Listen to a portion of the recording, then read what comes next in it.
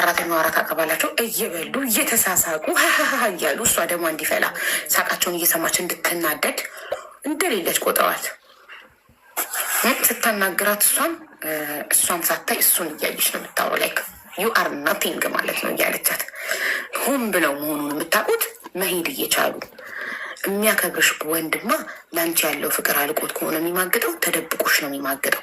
እንድታዩ አያደርግም፣ እንድትቀኝ አያደርግም። የሚያከብርሽ ወንድ ባያፈቅርሽ እንኳን ካከበረሽ ለአንቺ ክብር ካለው ሌላ ሴት አምሮት ማገጠ ቢባል መሴጅ እያሳየ እከሌ ትወደኛለች እከሌ ትፈልገኛለች እያለ አንቺ እንድትቀኝ አንቺ እንድትናደጅ አያደርግም። የበታችነት ስሜት ስለሚሰማው እሱ በጣም ተፈላጊ ነው ብለሽ እንድትለማመጪው እንድትለምኝው አንቺ ከእሱ ጋር በመሆንሽ እድለኝነት እንዲሰማሽ ማድረግ ስለሚፈልግ ነው። መጥቶ እከሌ ትፈልገኛለች ይሄን ጻፈችልኝ እከሌ ይሄን ጻፈችልኝ ያለ መሴጅ የሚያሳይሽ። ብልጥ ሴት ያኔ ከፈለገችህ ታዲያ ለምን አትሄድም? ምን ታደርጋለህ እዚህ ጋር ብለሽ ኩምሽሽ ታደርጊዋለሽ። የሚፈልግህ ካለ ሂዳ። እኔ እኮ ፈላጊ የሌለህ መስሎኝ እኮ ልጽደቅብህ ብዬ ነው አብሬክ ያለሁት። ሂዳ ፈላጊ ካለክ ማትሄድ ማን እግርህን ያዘክ ብለሽ ነው ማሳፈርና አሸማቁ ማባረር። እንደዚህ አይነቱን ሰው የበታችነት ስሜት ስላለበት ክብረ ቢስ ስለሆነ ፈልጎም ሆነ ሳይፈልግም ሆነ ኢቭን ሆኖ ምንም ይሁን ያ ሰው አንድ ግን እኛ የማይንቀሳቀስ ማንነት ሊኖረን ይገባል። ምንድን ነው የፈለገ አይነት ነገር አስገባሻ ጥራት ከባልሽ ጋር እየበላች ነው። ሌላ ምንም ነገር አይደለም። ወይ ፖሊስ ጠርቻ አስወጡልኝ ማለት ሁለቱም በፖሊስ እንዲወጡልኝ ከቤት ማድረግ። እሱ ግን ቤቱ ነው ጌት ይወሰድልኛል። እሱን ለመክሰስ እኮ ማገጠብኝ ብሎ ለመክሰስ እኮ ማስረጃ ያስፈልጋል። አሁን የህግ ባለሙያ ብታማክር ማስረጃ አምጪ ለመማገጡ ነው የምትባለው። እነሱ ደግሞ ብልጥ ናቸው። ምንም አይነት ማስረጃ አይጥሉም። ሉሲ ምን ያህል እንደሚያሰቃዩት ጓደኛዋን ከባሏ ጋር ስጠረጥራት ብዙ ምልክቶችን ስታይ ከቤት ውጭልኝ ስትላት እሱ ከሚስቱ እየተከተለ ከስር ክፉ ነሽ፣ እሷ እንደ እህት አይታሽ እንዲያርጋልሽ በቤት መጣ እንዲያርጋ እንዲወዳሽ፣ አንቺ ግን ከሚስቱ ጎን ምን አባቱ ነው ባል ሆኖ ከሚስቱ ጎን ሊቆም የሚገባውን ከኔ ጓደኛ ጎን የሚቆመው ከሚስቱ ጎን ነው ወይንስ? ቴክስቱን መያዝ ነበረባት። ቴክስቱን ፎቶ ማንሳት ነበረባት። ስክሪንሻት ራሱ ባትችል ስክሪኑ እንትኑ መክፈት ባትችል የጻፈውን ቴክስት ወዲያው በስልኳ ፎቶ ማንሳት አንድ ማስረጃ ግን በቂ አይደለም። የቴክስት ማስረጃ ለመማገጣቸው መማገጥ ማለት አብሮ አልጋ ላይ መተኛት ነው። ቴክስት መጻጻፍ አይደለም። ለመማገጣቸው ማስረጃ አምጪ ትባላለች። ያንን ተከታትለው ወይ ሰው ቀጥራ የሚከታተል ሆቴል ሲገቡ ሩም ሲይዙ ቪዲዮ ማስቀረጽ፣ ምስክሮችን ማዘጋጀት ብቻ እንደዚህ አይነት ነገር ሲፈጠር የሆነ ወንጀል ልትሰሩ ሲመስላችሁ ጥሎ መውጣት ያንን ሰዓት ከዛ ቦታ ላይ ዞር ማለት ቶሎ በቃ። ለምን እያደረጉ የነበረው ነገር የእሷን ንዴት የሚጨምር ነው። መሳሳቃቸው፣ እሷ እንደዛ ልቧ ተሰብሮ ባሏ ከውሽማው ጋር በገዛ ቤቷ ውስጥ እራት እየበሉ እሷ እያለቀሰች ከምንም ቆጥረዋት ሲሳለቁባት ሰው እኔ ወደ ኪችን ስትገባ ቢላ ይዛ ልትመጣና እሱ ልትወጋው ነበር የመሰለኝ እንጂ እሷ ላይ ትኩስ ዘይት ትደፋለች ብዬ አልጠበቅኩም። ለምን ደፋች? አሳከማት። ውጭ ወስዶ ባልየው ሀብታም ነው፣ አገባትና እየኖረ ነው። እሷን ፈታት እስር ቤት ውስጥ ሆና። ልጆቿን ወስዶ ገጠር ወረወራቸው። ቤተሰቦቿ ጋር የሚገባቸው ገንዘብ አካፍለው ወረወራቸው። እሱ ላይፉን እየኖረ ነው ከውሽማው ጋር። ዩሲ ማን የተጎዳው? እሷና ልጆቿ። እሷ እስር ቤት ትማቅቃለች፣ ልጆቿ ገጠር ከከተማ ህይወት ከግል ትምህርት ቤት ትምህርታቸው ተቋርጦ ትምህርት የሌለበት መብራት የሌለበት ያንን የመሰለ የከተማ ህይወት ጥሩ ህይወት የለመዱ ሰዎች። ስለዚህ እንደዚህ አይነት ነገር ሲፈጠር እንዳንሳሳት መጀመሪያ ራሳችንን ማዳን ያለብን። ቶሎ ከዛ ቦታ ላይ ያንን ቤት ጥላ መውጣት ነበረባት። ለአንድ ቀን በቃ ሄዳም ወይ ሆቴል ሩም ይዛ ገብታ ማልቀስ፣ ሰው ካላት የቅርቤ ሰው የምትለው ሰው ካለ እዛ ሰዎች ቤት ጋር ሄዳ የደረሰባትን ተንፍሳ ለሰው ትንሽ እንትን ብትል በጣም አሳዘነች። እውነት ሰው በሁሉ ነገር ይበደላል። ያን የመሰለ ህይወቷ፣ ትዳሯ፣ ሁሉ ነገር ገደል ገብቶ እስር ቤት ውስጥ ገባች። ልጆቿ ከለመዱት ህይወት በአንድ ህይወታቸው ምስክልክል።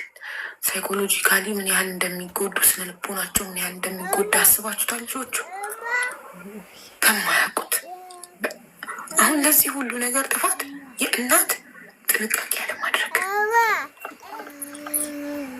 አሁን ያለችበትን ባወቅን ማይቻልም። የቆየ ታሪክ ነው እኮ ከፖሊስ ጣቢያ ያለፉ ታሪኮችን ከፖሊስ ጣቢያ እየወሰዱ ስለ ህይወቶች እንደ ድራማ እንደ ዶክመንተሪ ነው የሚሰራው።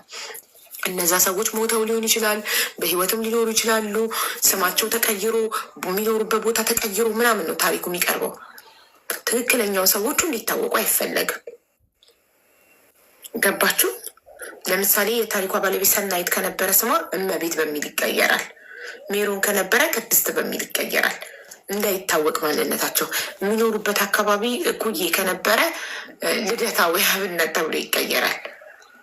እንዳይታወቁ ማንነታቸው እንዳይታወቅ ስማቸውም አካባቢውም ሁሉ ነገር ተቀይሮ ገንዘብ የተከፈላቸው ሰዎች እንደ አርቲስት ማለት ነው። ገንዘብ የተከፈላቸው ሰዎች ናቸው የሚታወኑት። እናቷ ክፍል ደግሞ ትተኛ ያሉት ሆን ብለው እሷን እነሱ አላማቸው እሷ አብዳ ቤቱን ጥላ እንድትወጣ ነው። አብዳ ገባችሁ? ስለ ህይወት ስማይ ፌቨሪት ሾው ሚቱ እኔ በጣም ብዙ ተምሬበታል። በጣም ጠንቃቃ ሆኛለሁ ስለ ህይወትን። ከስለ ህይወት ሳይመጣ ደግሞ በፊት ኢቢኤስ ላይ ከተዘጋው ዶሴ የሚባል ፕሮግራም ነበር። ታስታውሳላችሁ? ድሮ ነው የቀረው። ከተዘጋው ዶሴ ከቆመ በኋላ እኮ ነው ስለ ህይወት የመጣው። እና ድሮ ቲክቶክ ሳልጀምር በፊት ዩቱብ ላይ ታሪኮችን እየሰማው ነበር። ቤት ማጸዳው፣ ልብስ ምተኩሰው፣ ምግብ ምሰራው፣ ምን ምለው። እኔ ታሪክ ማዳመጥ ወዳለሁ። ብዙ ካዳመጥኳቸው ታሪኮች ነው እኔ በጣም በቃ እየበሰልኩ በህይወቴ ብዙ ነገር እየተማርኩ ከሰዎች ታሪክ ማለት ነው ጠንቃቃ እየሆንኩ የመጣሁት። አዎ ተመሳሳይ ናቸው። አዎ የተዘጋው ዶሴ ትንሽ ያስጨንቃል፣ ያስፈራል። የልጁ ድምፅ የሚተርከው ልጅ ድምፅ የወንጀል ታሪክ ተራኪ ነው። በቃ ድምፁ ሲያስፈራ ስለ ህይወት ትንሽ ይሻላል። እና ያም የተዘጋው ዶሴ እውነተኛ ታሪኮች ነው። ከፖሊስ ጣቢያ ነበር የሚወሰዱት። እሱ ሲቆም ስለ ህይወት መሀል ላይ ማብራሪያ ይሰጣሉ። የተዘጋው ዶሴ ማብራሪያ ምናምን አይሰጡም። ቀጥታ ታሪኩን ነው የሚያቀርቡልን የነበረው። እና እርቅ ማዕድ ላይ ወደ 600 ምናምን ታሪክ አለ። ከዛ ውስጥ ጋይስ ወደ 400 ምናምኑን ሰምቼዋለሁ። ታምናላችሁ? በአመታት ውስጥ የዛኔ አይፓድ ነበረኝ። በስልክ ከፍትና ከስፒከር ጋር ኮኔክት አድርጌ ነው ስራ ምሰራው፣ ቤት ማጸዳው፣ ምን ምለው እና ብዙ ከሰዎች የህይወት ታሪክ በጣም ብዙ ተምሬያለሁ። እና በፍጹም ትዳር ላይ ማንንም ሰው ማስገባት አያስፈልግም። ሴቶች ኢንዚስ ታይም ይህን ታሪክ የሰማችሁ ትዳራችሁ ላይ ጓደኛ ዘመድ አምጥታችሁ የምታኖሩ ሰዎች ካላችሁ ተጠንቀቁ፣ ይቅርባችሁ። ሰላም ይሻላል። ባውንደሪያችሁን ጠብቁ፣ ክብራችሁን ጠብቁ። ከአንድ ሰው ጋር ኦቨር መስመር ያለፈ አጉል መቀራረብ። አሁን ለምሳሌ አይደለም ከጓደኛዬ ጋር እናቴ ትሙት የእህቴ እንግድነት ቤቴ ብትመጣ የባሌ አልጋ ላይ ባሌ ፊልድ ሄዶ እኔና እህቴ ባሌ አልጋ ላይ አንተኛም። እንግዳ ክፍል አንጥፌላት እንግዳ ክፍል ትተኛለች። የእሷንም ፕራይቬሲ ይጠብቅላታል። የእናቴ ልጅ እህቴ ማለት ነው። እሷም ክፍላች ምንድን ነው መኝታ ቤት የባል አልጋ ላይ ባልና ሚስት የሚተኙበት አልጋ ላይ ሰራተኛ ሌላ ጉዳይ ነው። ክፍሏ ነው የምተኛው። ሰራተኛ ከባልሽ ጋር ትላፋለች። ሰራተኛ ከባልሽ ጋር ቁጭ ብላ ትበላለች። ምን አይነት እንዝላልነት ነው? እንደዛ የምታደርጊ ከሆነ ደግሞ ዘልዛላንሽ። አንቺ መስመርሽን አትጠብቂም ማለት ነው። መስመርሽን ጠብቂ። መከባበር የሚባል ነገር አለ። ባልሽ ደግሞ የሚያከብሽ ከሆነ መማገጥ ከማር ውጭ ማግጥና እጅ ካፍልሽ ስትይዙ ትፋቻለሽ። አለቅ። ቤትሽ ውስጥ ግን ላይሽ ላይ እንደዚህ አይነት መግማማት በጣም ሲንቅሽ ብቻ ነው ይሄን የሚያደርገው። በጣም ሲንቅሽ፣ ኦቨር ሲንቅሽ፣ እንደሌለሽ ሲቆጥርሽ፣ እንደ እንስሳ ሲቆጥርሽ ብቻ ነው ይሄንን የሚያደርገው። የገዛ ቤትሽ ውስጥ ከገዛ ጓደኛሽ ጋር እንደዚህ አይነት እንዝላልነት።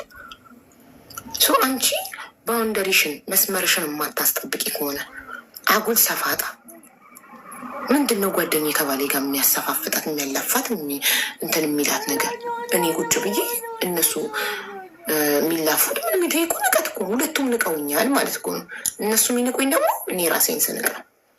እኔ ካልፈቀድኩ ማንም አናቴ ላይ አይወጣም። ማንም ሰው የመጀመሪያ ቀን እንትን ሲሉ ኤክስኪውዝ ሚ እኔ እንደዚህ አይነት ነገር አይመቸኝ። ምንድን ነው መስመራችሁን አጠብቁም እንዴ ይላቸዋለሁ። ከደበራት ቤት ለቃ ትወጣለች። አለቀ። ማለት እኛንን ራሳችንን እናስከብረውም እናስንቀውም። እኛንን ክብራችንን መጠበቅ ያለብን፣ ባውንደሪያችንን መጠበቅ ያለብን። ሰዎች እኛ ካልፈቀድንላቸው አናታችንን አይወጡ። እኛ ዝቅ ካላለን ማንም አናታችንን አይወጣም። እሷ በጣም ከሽመኝነቷ የተነሳ ጓደኛዋ ልብስ አምጥታ እነሱ ቁም ሳጥን ውስጥ ስትሰቅል ዝም ትላታለች። ሼም ይዟት ጸጥ። ከቤቷ ልብሷን እያመጣች እነሱ ቁም ሳጥን ውስጥ አጋ አርጋ በባልና ሚስት መሀል ልብስ ስትሰቅል ጸጥ። እንዴ ይህ እኮ ሰፋጣ ነው።